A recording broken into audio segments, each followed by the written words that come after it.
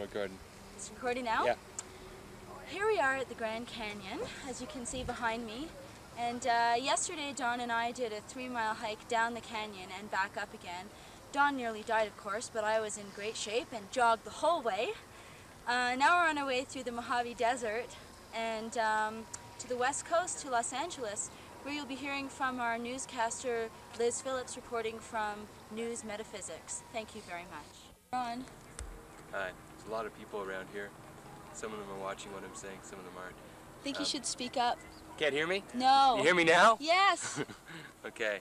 Here we are at the Grand Canyon, as Liz already said. Having a wonderful time here. We went for a bus ride yesterday. Saw the little Grand Canyon village. We were having problems in our campsite. We seem to be plagued by killer bees, and we now have true proof that the killer bees are advancing northward towards Canada. Eventually this entire continent will be covered by them. We've got 2 in our garbage bag that we're going to bring home with us as samples and be able to show to the scientists. That's virtually all I have to say, other than the fact that I'm a white-knuckle driver and I'm driving Liz absolutely insane.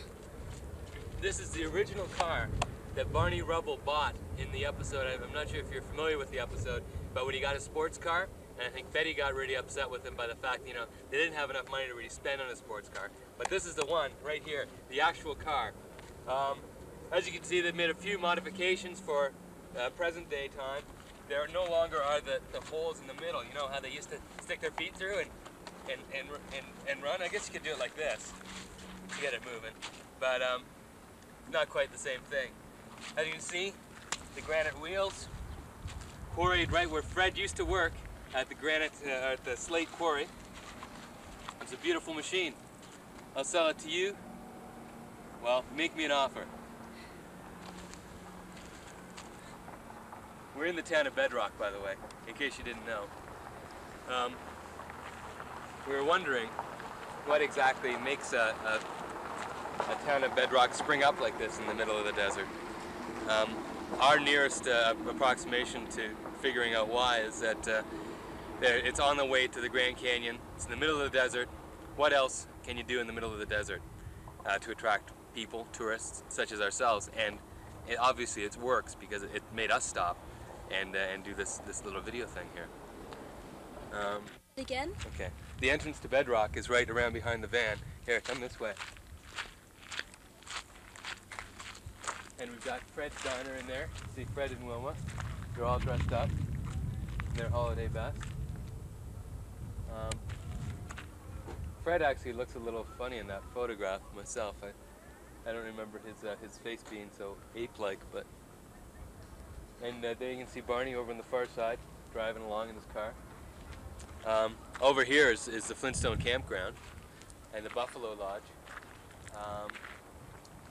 That's where they wear those funny buffalo hats, wasn't it? I think so. Yeah. And they had, what was that cheer? Can you remember the cheer? No. And they've got television. Wait a minute. Oh yeah, of course they had television in those days. There's the washrooms right behind the car. Yeah. Yeah, this is kind of a bus, I guess, of some sort.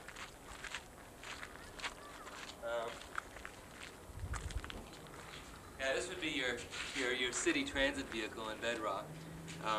As you can see, they have taken off the Bedrock Transit signs, but and I don't think this one's moved for some time.